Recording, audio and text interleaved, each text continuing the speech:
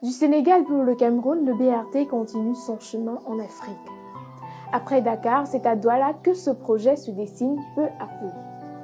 La Banque mondiale prouve d'ailleurs son intérêt en approuvant un prêt pour le financement de sa réalisation dans la métropole économique du Cameroun. Merci de rester fidèle à Investir Innover en Afrique TV.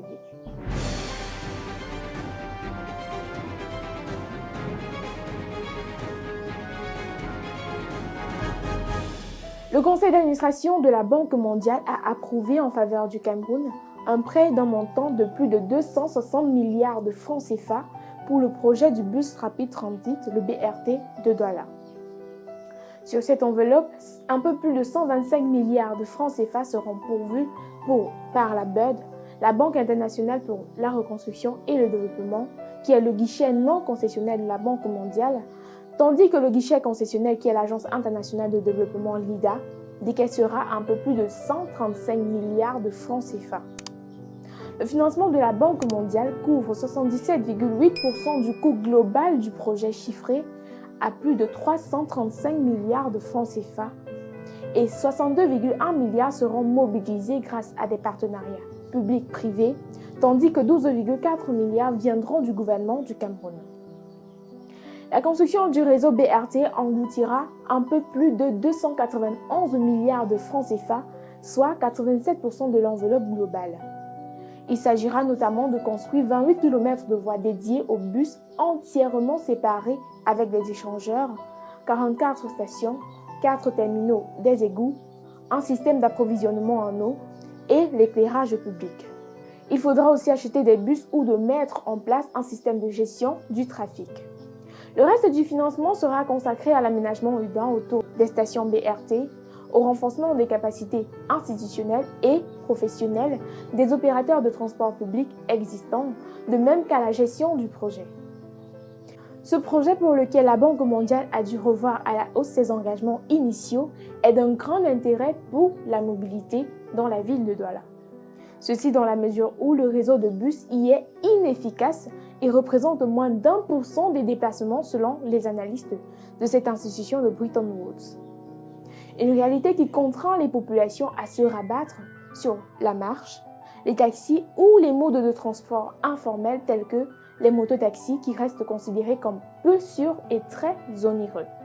Même scénario qu'au Sénégal et donc même conséquence.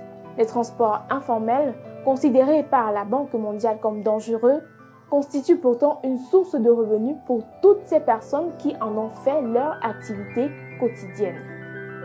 Avec le BRT, qu'est-ce qu'elles deviendront donc? Là est la question. Elles seront donc contraintes de se rabattre définitivement dans les quartiers tels que voulus normalement. Puisque le BRT se limitera au centre-ville, les populations emprunteront les mototaxis pour entrer dans les quartiers uniquement.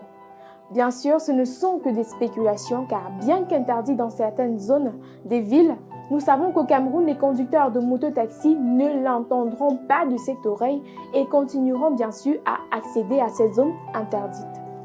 Alors, je ne crois pas que le BRT y changera grand-chose. Dans tous les cas, nous attendons la stratégie qui sera développée par le gouvernement dans le cadre de l'utilisation du BRT et ce qui adviendra des autres moyens de transport urbain, notamment des mototaxis. Dans l'attente donc, il faut déjà noter que l'approbation du financement de la Banque mondiale permettra de démarrer effectivement ce projet au cours de cette année 2022, comme promis en début d'année par le maire de la ville de Douala. En prélude au démarrage de ce projet, il a d'ailleurs récemment dépêché une mission à Dakar à l'effet de s'inspirer du modèle sénégalais de BRT. En définitive, donc, grâce à l'accompagnement de la Banque mondiale, le Cameroun se prépare enfin à passer à la matérialisation de ce projet de BRT de Douala annoncé depuis 8 ans.